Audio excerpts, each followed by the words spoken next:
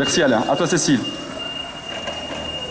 Alors voilà, Alain est en train de faire son deuxième passage pour son épreuve de validation des compétences.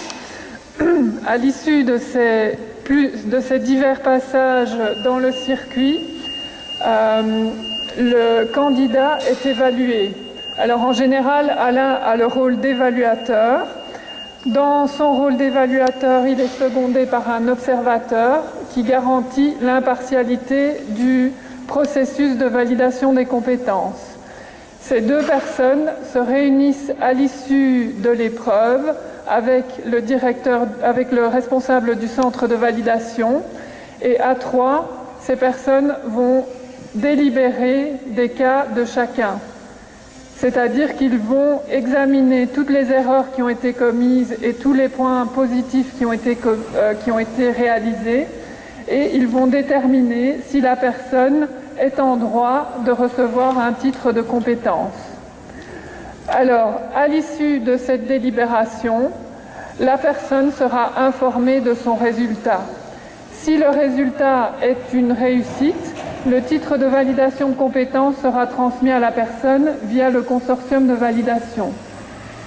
Si le résultat est un échec, nous avons pour principe de favoriser la valorisation des compétences, et donc nous proposons à la personne qui a échoué une remédiation, soit via une formation, soit via une auto-formation, soit selon les critères d'échec.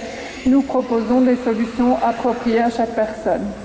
Et donc nous espérons que chaque personne à l'issue des épreuves de validation puisse mettre en œuvre un parcours qui l'amène vers l'emploi.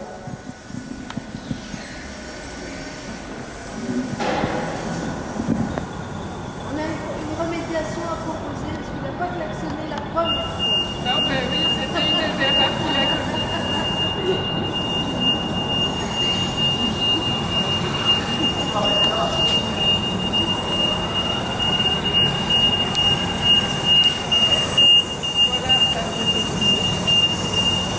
La bonne façon de transporter une palette haute, c'est de rouler en marche arrière.